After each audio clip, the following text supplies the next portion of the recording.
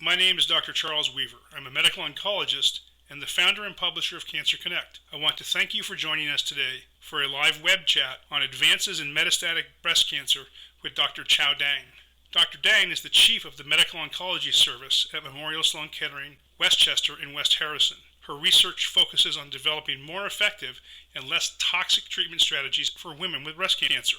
During today's program, you'll have the opportunity to submit questions. Just type in your question in the space provided below on the screen. Dr. Dang will answer as many questions as possible in the time allotted following the presentation. I will now turn the presentation over to Dr. Dang. Good evening. It's a pleasure to be here with you tonight. Tonight I'll talk about the management of patients with metastatic breast cancer. And today we'll talk about the general principles and goals of care. We'll review treatment options for patients with hormone receptor positive breast cancer, HER2 positive breast cancer, and triple negative breast cancer. And we'll discuss about supportive and palliative therapy and a word on research. So these are the general principles and goals, and they are to treat patients with cancer, not cancer patients, to prolong survival, to improve quality of life, and the goals of treatments are to maximize benefits with minimal side effects and to minimize cancer burden and symptoms. So this is the management of metastatic breast cancer. So hormone receptor status is the major branch point. To the left, in patients with hormone receptor positive breast cancer who have low cancer burden with minimal cancer symptoms, it is reasonable to start out with first-line endocrine therapy. And when this therapy stops to work, it's reasonable to go to second-line endocrine therapy and then third-line endocrine therapy. Now, the reason why we start out with endocrine therapy is because these agents block estrogen that will lead to stabilization of the cancer and eventually shrinkage, regression of disease. Unfortunately, there are few side effects with endocrine therapy.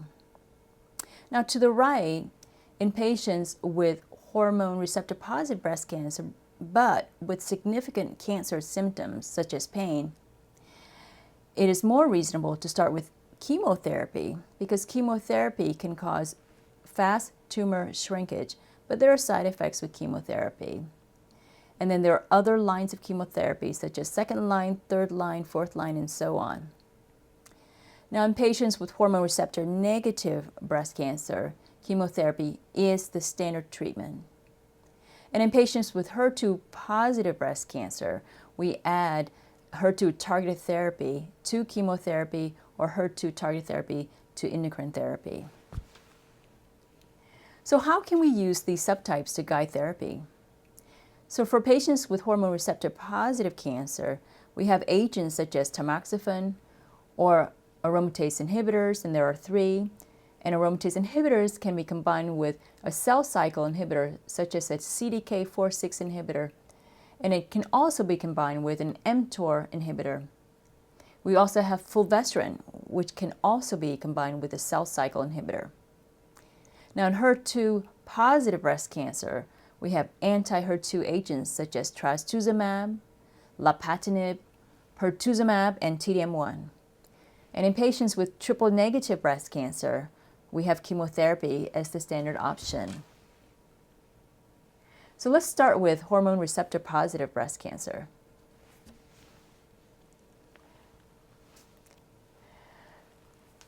Hormones are typically given before chemotherapy in patients with hormone receptor positive metastatic breast cancer. They are used first unless the disease is rapidly growing or causing significant symptoms. Now, here are the NCCN guidelines of hormone therapy for patients with hormone receptor positive metastatic breast cancer. In premenopausal women, ovarian suppression or ablation is offered. That is with injections such as Lupron or surgical ovarian suppression. And then patients follow the guidelines as for postmenopausal women. As you see here, for postmenopausal women, there are so many options. And at the top, you see letrozole, which is an aromatase inhibitor with palbociclib. This is a CDK4/6 inhibitor that was found to be effective when added to letrozole.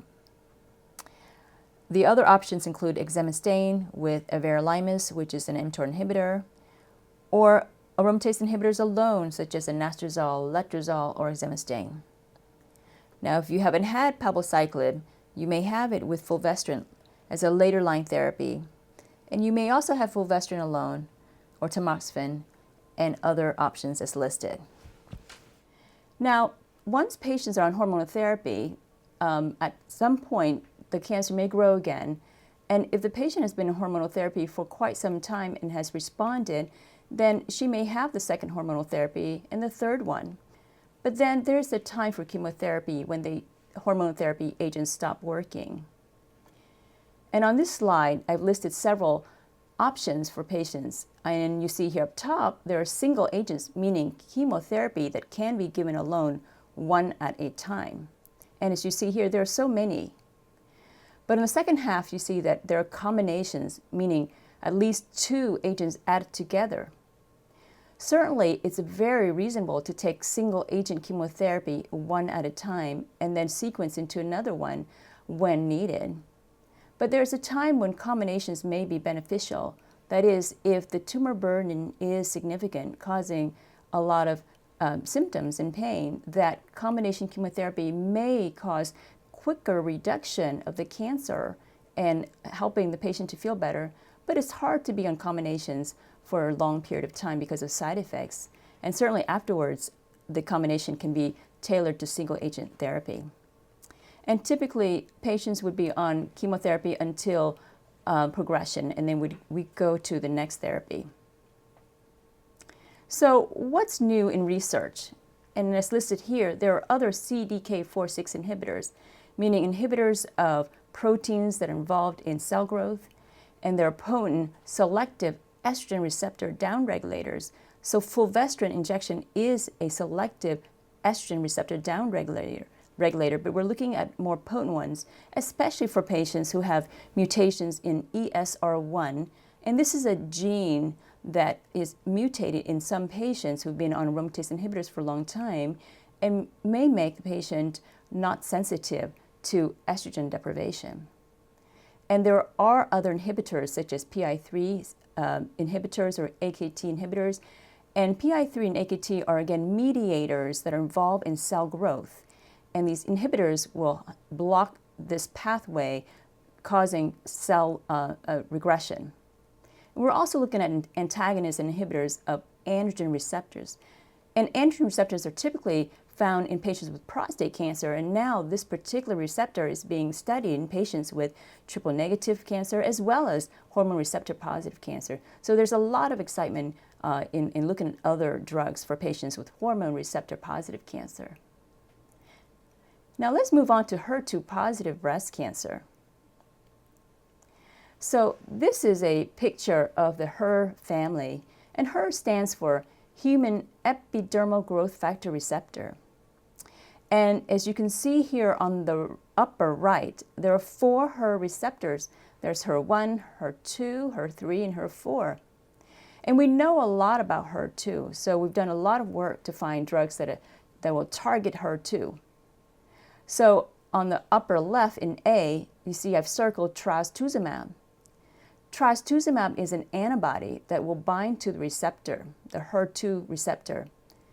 Below that is pertuzumab, which is also another antibody that binds to the HER2. But to the right in B, I've circled lapatinib. Lapatinib is an inhibitor. It's a pill that blocks the tyrosine kinase of HER1 and HER2, meaning it blocks the domains of these receptors, causing cell death. And below that is neratinib that blocks the HER1, HER2, and HER4. And by blocking, the HER2 positive breast cancer cells will eventually die. So let's look at a very important study that was reported a few years ago, and this is the Cleopatra study. And for a very long time, since 1998, trastuzumab, which is also known as Herceptin, combined with a chemotherapy like a taxane, was found to be better than chemotherapy alone. But until this study was reported trastuzumab and chemotherapy became the standard treatment for many years, and patients were doing quite well. But when this study was reported, it showed that dual anti-HER2 therapy, meaning trastuzumab and pertuzumab with chemotherapy, was found to be better than trastuzumab and chemotherapy, leading to better progression-free survival, meaning control of cancer, and of course, better overall survival. And importantly, there was no increased cardiac toxicity because there is a concern of cardiac heart problems with these antibodies, but there was no increased risk of cardiac toxicity with pertuzumab. So in 2012, trastuzumab with pertuzumab with the taxane became the new frontline treatment option. And this has changed basically the paradigm of treatment for patients with HER2-positive breast cancer. While this study was ongoing at Memorial Sloan Kettering, we conducted another trial with a different taxane, that's with paclitaxel with trastuzumab and pertuzumab. And patients got paclitaxel weekly with trastuzumab and pertuzumab every 3 weeks. And we found that this combination was very effective and it was well tolerated, and no patients had heart failure. And this result was reported last year, and this study led to the NCCN endorsement of this treatment as another first-line treatment option for patients with HER2-positive metastatic breast cancer. So moving on, so what about beyond first-line treatment? What are other options? So this is a picture of trastuzumab. It looks like a Y. But as you see here, that on this antibody, there are molecules attached to it. DM1 is a chemotherapy that's bound to trastuzumab. So we call this an antibody-drug conjugate. This is a smart drug delivery system that targets cancer cells. So in other words, trastuzumab is delivered to the patient and the chemotherapy is delivered straight to the cancer, sparing most of the normal cells. And therefore, the side effects are low with TDM1. And this drug was found to be effective as a second-line treatment and a third-line treatment. So today, TDM1 is a second-line and third-line treatment for patients with HER2-positive metastatic breast cancer. Now, this is a summary slide of the clinical pathway for the treatment of patients with HER2 metastatic breast cancer. And as you see here to the left, for patients with hormone receptor negative or positive, for the most part, the first-line treatment should be a taxane with trastuzumab and pertuzumab. And upon progression, when needed, TDM1 would be the second-line option. And if the treatment fails, then there are other options, as listed here, such as lapatinib with the chemotherapy, or trastuzumab with the chemotherapy, or trastuzumab with lapatinib. So there's always an anti-HER2 backbone. And if the patient has not had TDM1 in the second line, she may have it in the third line and beyond. And also, if the patient has not had pertuzumab in the first line, she may have it once in the later line. Now, to the right, what about patients with hormone receptor positive cancer? Can they get just hormone therapy and anti-HER2 therapy? And the answer is yes. There are certainly data to support that a combination with an aromatase inhibitor such as letrozole with lapatinib was found to be effective, or a combination with an aromatase inhibitor and tamoxifen with trastuzumab was found to be effective. But when hormone therapy stops to work, then certainly patients can have chemotherapy with anti-HER2 therapy. Now, fortunately today, many patients are doing quite well with HER2-positive metastatic breast cancer because of all these available options. So what's in research and development? There are more antibody-drug conjugates being developed, and we're looking at inhibitors of HER1, HER2, HER4, neratinib.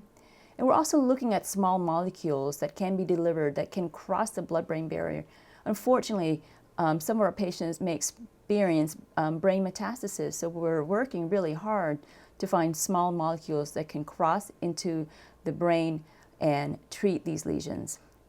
And we're looking at antibodies that target the HER3, the other receptor that's involved in cancer growth, and drugs that target the PI3CA, which is a mediator of cancer growth. So we want to shut this down, And we're also looking at other inhibitors such as HSP90 inhibitors, again, shutting down cancer growth.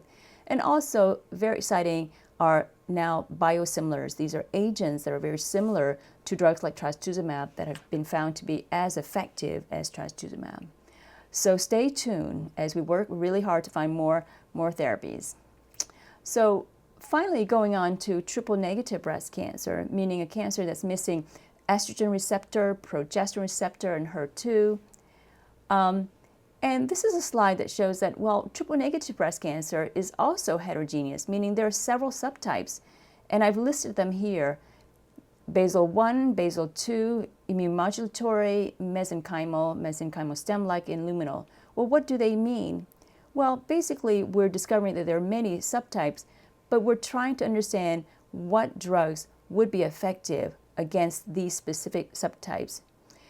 So right now, today, chemotherapy is still the standard treatment while we sort out certain specific agents that hopefully will be more designed towards these specific subtypes. So what about chemotherapy?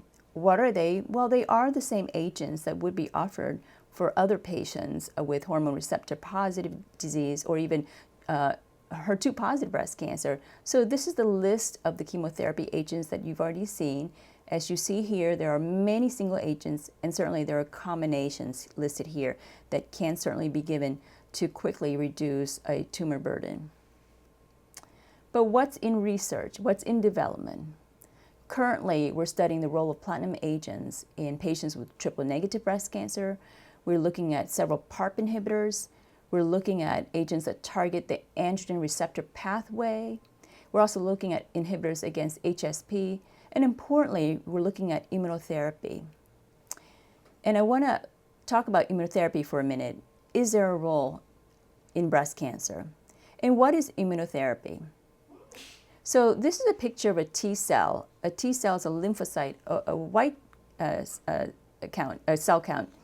cell, as you see here. And you see here on the right, there are many receptors. We call them inhibitory receptors. They're brakes.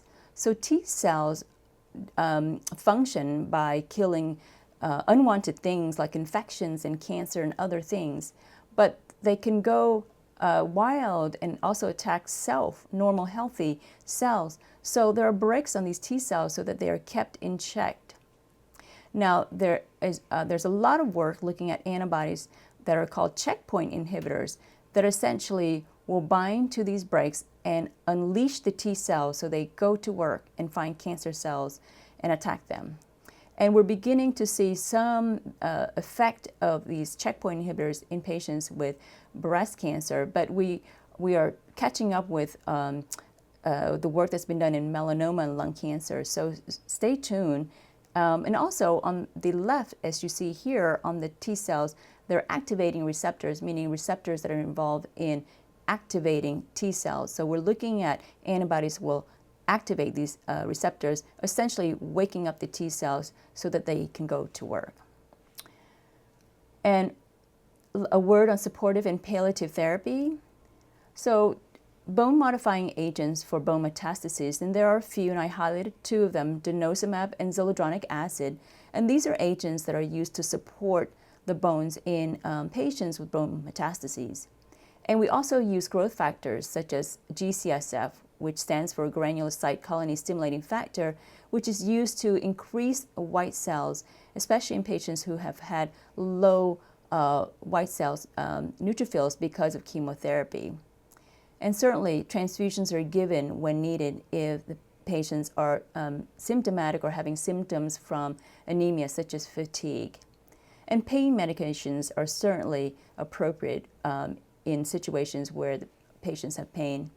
And finally, radiation is used for a local control of symptomatic metastasis, meaning to help shrink down the disease to alleviate symptoms, such as in patients with cord compression, meaning a cancer spot on the spine, or a bone spot that causes a lot of pain, or in patients with brain metastasis.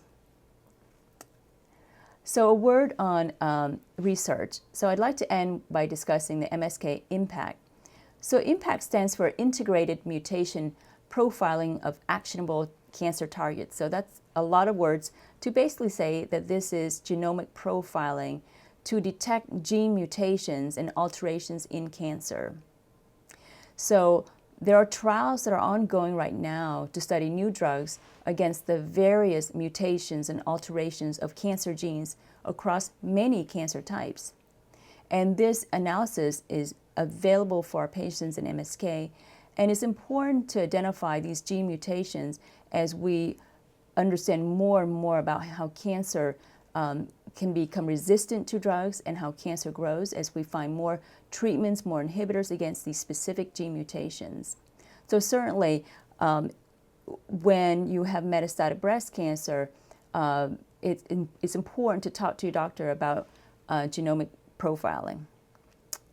And finally, I'd like to summarize what we've discussed, that the goals of treatment are to improve survival and quality of life.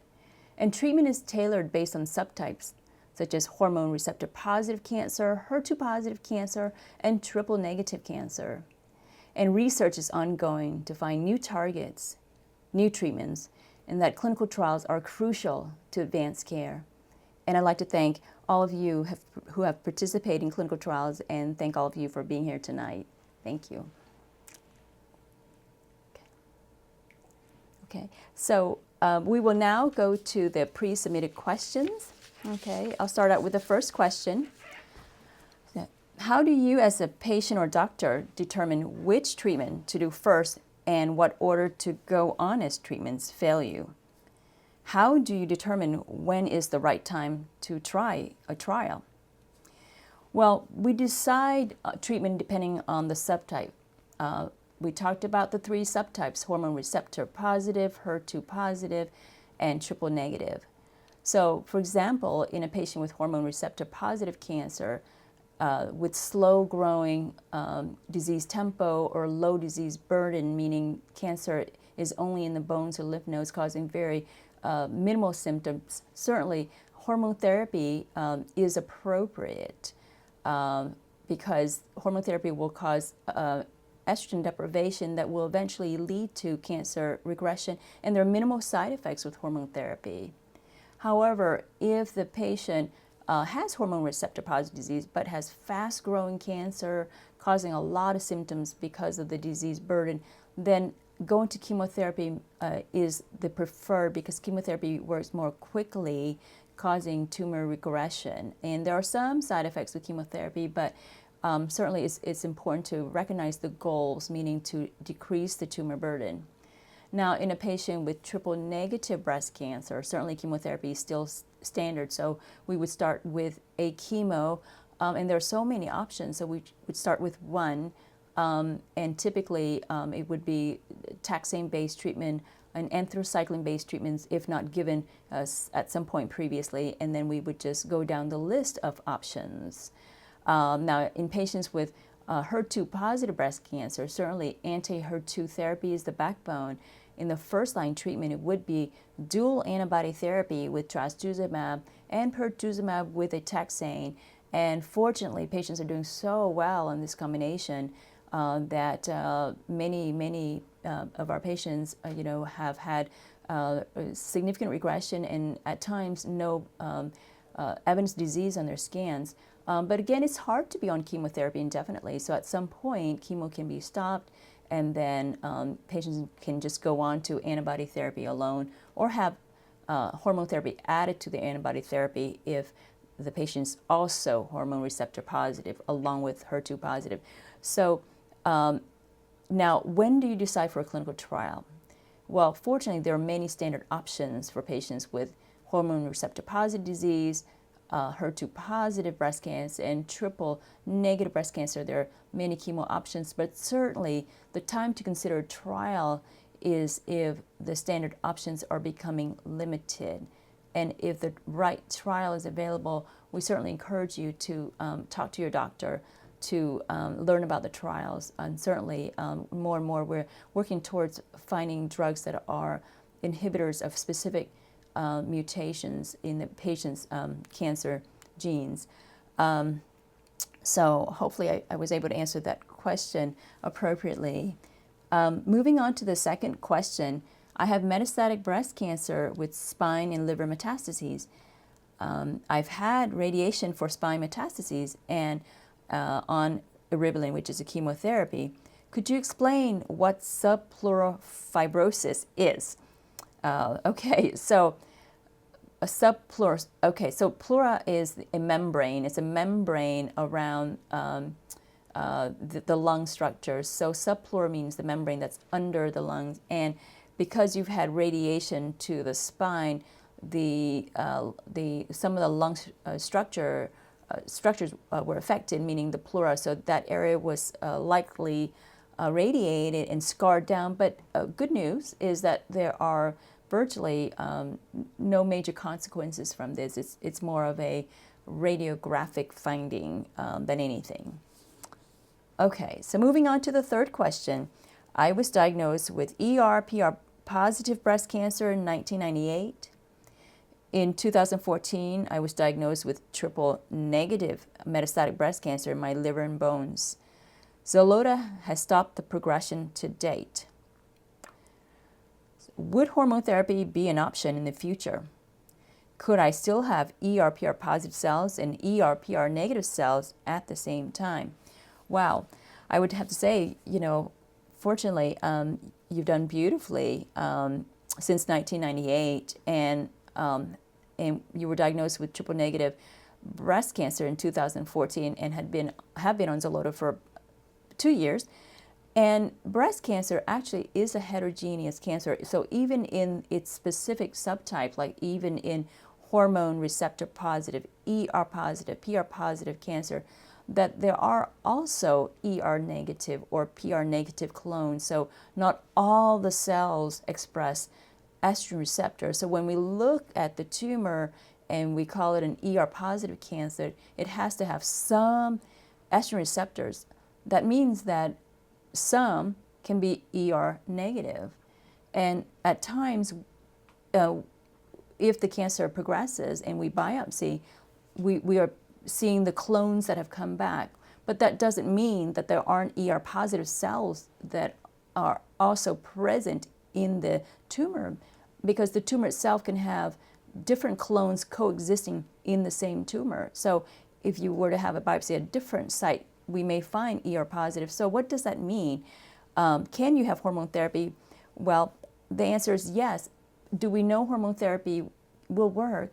I think only time will tell. And once you start on hormone therapy, you'll be watched very closely, monitored by your doctor. And if you have a durable response, meaning that the tumors have stayed quiet for months and months and months, it means that there must be some cells that are responding to estrogen blockade. And so I think trying a hormone therapy certainly is reasonable. But if you're doing well on Xeloda with the cancer being controlled, it is very reasonable to stay on Xeloda as well. Okay, now moving on to the next question. Are there any immunotherapy treatments for ER/PR positive, HER2 negative metastatic breast cancer, and how do we access them? So many immunotherapy trials are being studied in patients with triple negative breast cancer, but there are trials looking at immunotherapy agents in patients with hormone receptor positive cancer as well. And typically these trials are early in their development, where many cancers are being evaluated, including ER positive, HER2 negative breast cancer. So how do you find these trials? Basically, talk to your doctor, who can certainly find out about these trials that are available at specific sites. And certainly we're running some of these trials where we're taking patients with ER positive, HER2 negative cancer, as well as patients with triple negative breast cancer, as well as patients with other cancers. So certainly talk to your doctor. And I think immunotherapy is an exciting treatment option.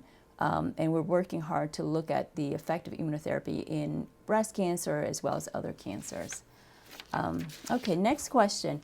I know people with ER positive metastatic breast cancer now who are living 5 as much as 10 years after diagnosis.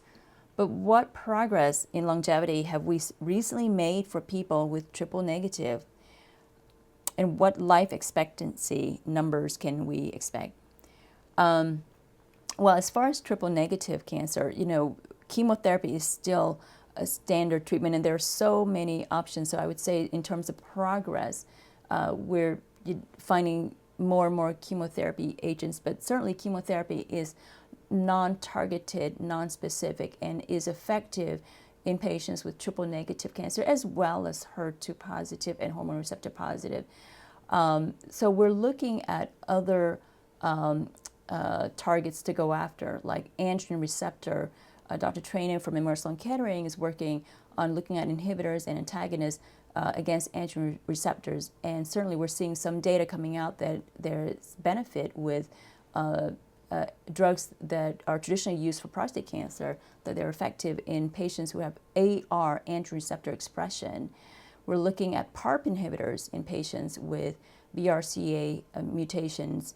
And so we're making some progress, and hopefully we'll have some data on PARP inhibitors in patients with triple negative breast cancer, BRCA positive breast cancer.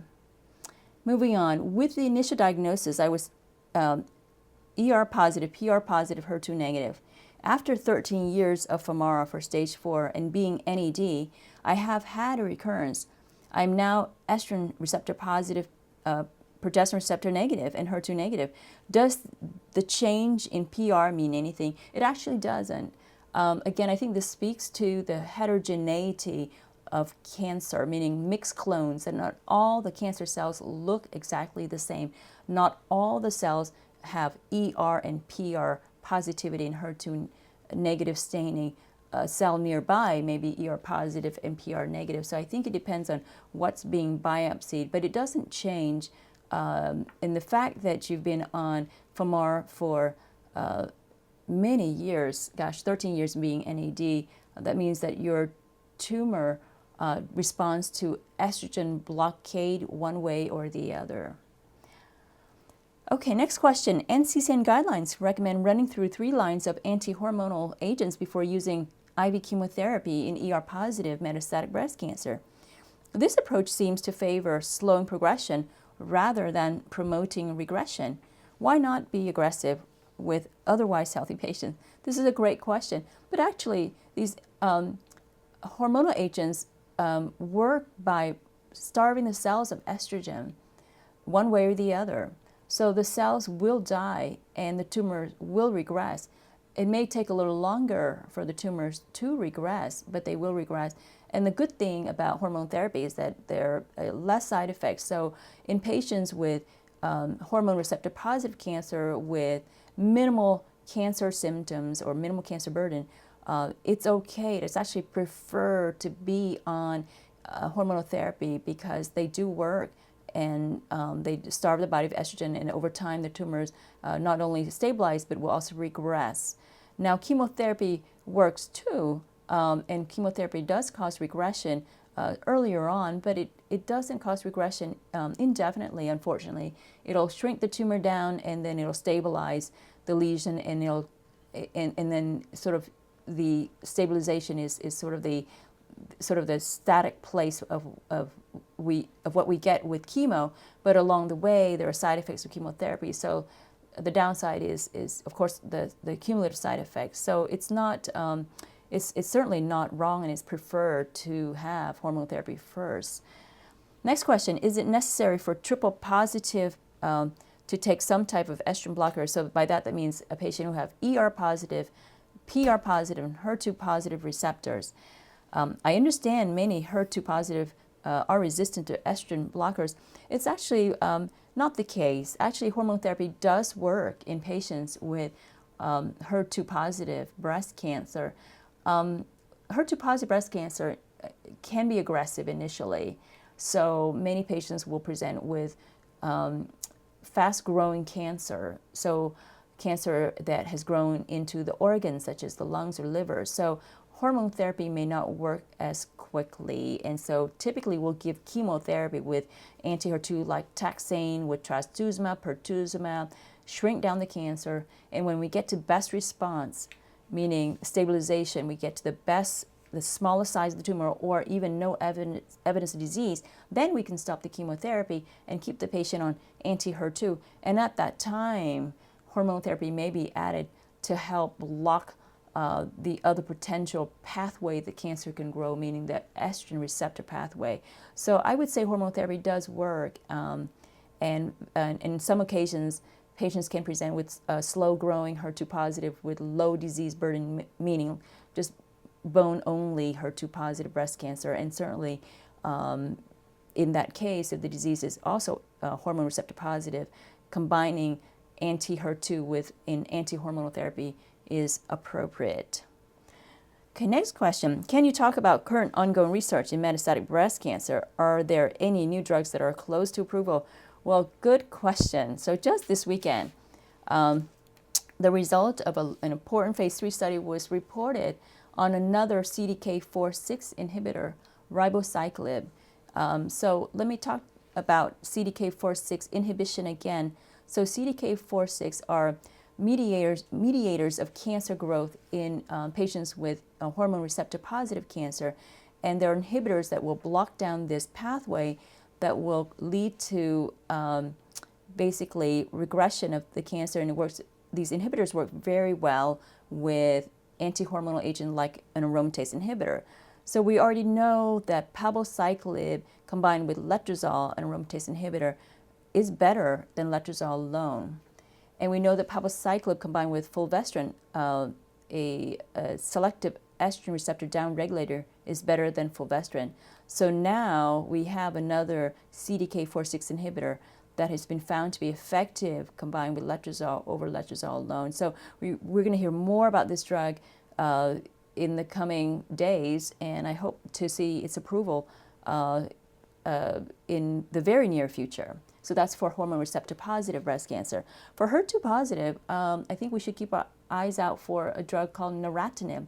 Neratinib is an inhibitor that attacks the HER2 cells through shutting down the HER1, HER2, HER3 tyrosine kinase domains, meaning just shutting down cancer growth, and has been found to be actually effective in the adjuvant setting in patients who've had trastuzumab for a year.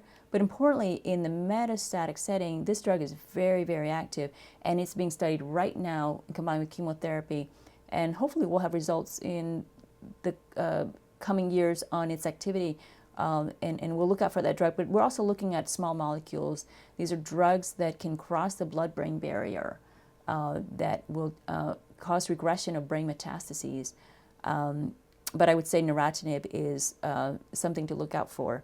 And in patients with triple-negative breast cancer, I'll just highlight in patients with BRCA mutations, we should look out for some data on PARP inhibition in the near future. But as far as triple-negative, there are several subtypes, and we're working to find certainly specific drugs that may be more effective against one subtype of triple-negative versus another subtype. And we already mentioned about triple-negative cancer that has AR expression, looking at drugs that inhibit the androgen receptor pathway.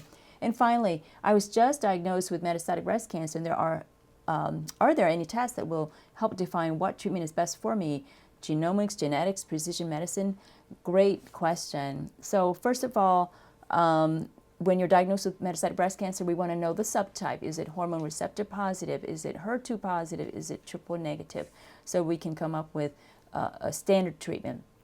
But it's very important that during this time earlier on, that you should ask your doctor to have your tumor tested for in a genomics analysis to look for alterations and mutations of your cancer, because there are clinical trials right now looking at specific inhibitors against these mutations. And so, you know, if you can, just ask your doctor to send your tumor off for genomic profiling, and we're working harder to get more precise in recommending the right treatment for our patients. So with that, I'm going to go on to other questions that have been given to me. So the next one, my breast cancer is ER positive, HER2 negative. It has just returned in my lungs while taking an AI. Do I consider chemotherapy now, or do other treatment options exist? Okay, so I'm going to, I guess, answer this in a couple ways.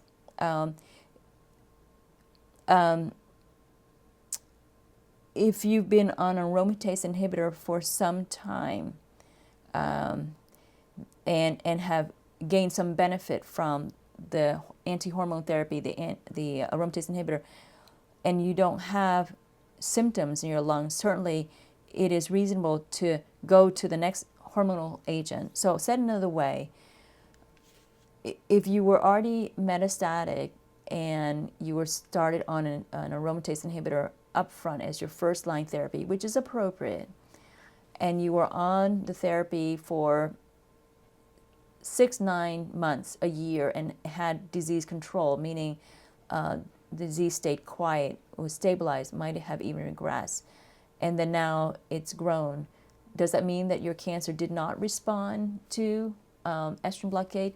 It actually doesn't. It means that the estrogen blockade worked for as long as it could possibly. With first line aromatase inhibitor, the duration of therapy, duration of benefit is about 9 to 10 months before the cancer grows. If you are on the aromatase inhibitor and the cancer grew quickly, 3 months or so, that means that the next hormone therapy probably won't be able to do a better job. So in that case, I would go to chemotherapy. But keep in mind that we do have CDK4/6 inhibition. We do have palbociclib that does work very well when combined with an estrogen blocker, such as in patients who've had an aromatase inhibitor. They can have palbociclib with fulvestrant that has been found to work very well. So I think it all depends on how long you were on the aromatase inhibitor and if you benefited during that time, and also if you're having symptoms. If you're not having a lot of symptoms, certainly going to another anti-hormonal agent is reasonable. But if you're having symptoms of the cancer, chemotherapy is reasonable too. Okay, next question.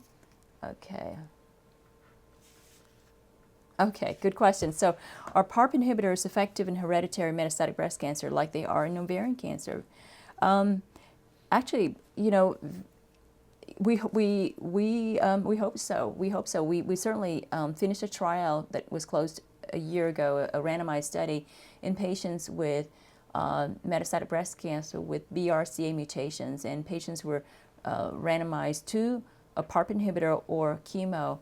And so we hope to have results of this study in the near future to answer this important question: if PARP inhibitors work well in patients with BRCA positive breast cancer. Okay, how does Ibrance work? Good question. So Ibrance is palbociclib. Palbociclib is a CDK4/6 inhibitor. So CDK4 and 6 are mediators or proteins that are involved in cancer growth. When they're active, the cancer grows. Palbociclib, or Ibrance, is an inhibitor of this pathway, so it stops cancer growth. That's how it works. And it works well with an aromatase inhibitor. It works well with an agent like fulvestrant, so it's typically given in combination with a hormonal agent. So that's how it works. And certainly you can get it today if you haven't received it. You can get it in the frontline setting with an aromatase inhibitor, or you can get it in later lines with a drug like fulvestrant. Okay, I think we have, okay, one more question. Okay, can you ever go back to a chemotherapy agent when you have had success with it in the past? Oh, I think this is a great question, meaning going back to an older chemo agent that you've had before and you've had success. So I have to say that the textbook answer is unknown, because textbooks are written based on clinical trials of testing one agent and then into another agent, into another agent, into another agent, and so on. But in practice, certainly when we see patients who've done so well on a particular chemotherapy in the past, and then the cancer progresses and you go on to several lines of therapy, And then when you're looking for the next option, if a clinical trial is not available, is it worthwhile to try that first chemotherapy that you had that worked so well? I think that it is worth trying, and I think that you'll know with your doctor whether the chemotherapy is effective through being monitored closely. But I think it's worth trying. Again, this is just speaking based on anecdotal experience. Okay. Okay, one more. Okay. All righty. Okay. How do you decide in what order to use the chemotherapy agents? Okay, thank you for that question. So you remember that slide that I had with all those agents listed, the single agents, the combinations. Well, most patients, I believe, may have had chemotherapy in the treatment of early breast cancer at some point.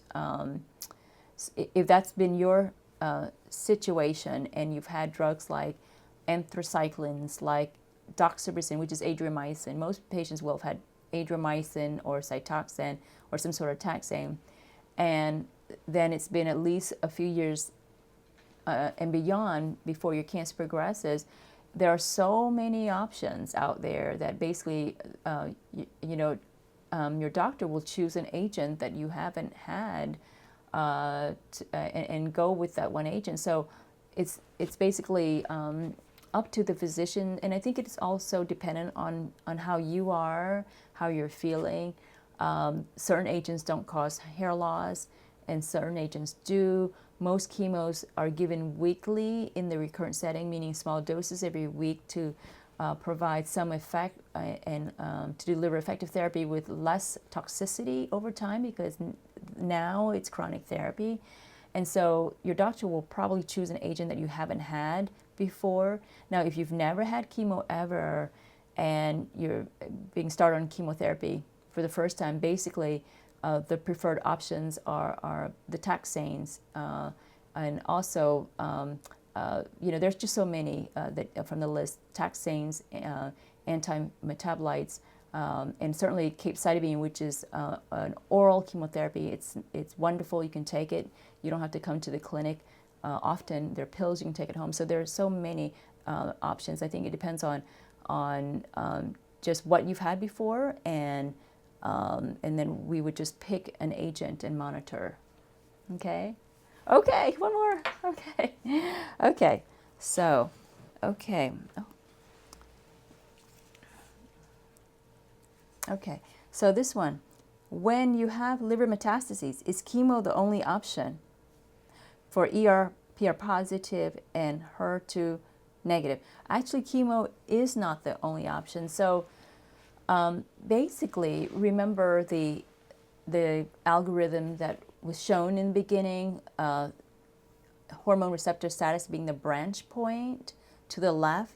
If you have low burden of disease or minimal symptoms, like if you don't feel symptoms from the liver, can you have hormone therapy? Yes, you can. Yes, you can. And it really takes a little longer for hormonal therapy to work, because these agents work by starving your body of estrogen. So we need to give hormonal agents time to work. So if you're not having a whole lot of symptom, you can be on a hormonal agent and be monitored, and then it'll start to work. I mean, it really takes a good, really month, 4 to 6 weeks before you might feel some benefit. However, if you have symptoms from your liver metastasis, meaning visceral crisis, meaning you're having symptoms from the liver, or in patients with lung metastasis where they're short of breath, hormonal therapy just takes too long to work. Chemotherapy works faster. That's when I would go to chemo first. Okay? All right. Okay, thank you so much. So it's been such a pleasure to speak with you tonight, and I really want to thank you for tuning in. And I'd like to say that, thanks to all of you for asking such good questions, and for allowing us to work harder to find more therapy. And so for more information, please reach out to us at mskcc.org. Thank you so much. Have a good evening. This concludes today's program on advances in metastatic breast cancer. I want to thank you again for participating, and many thanks to Dr. Dang and Memorial Sloan Kettering Cancer Center for making this web chat possible. This program was also made possible in part by an unrestricted educational grant from Pfizer and support from OmniHealth Media. This program will be available in our on-demand section here on Cancer Connect so that you can visit it again or share it with others who may benefit. Thank you.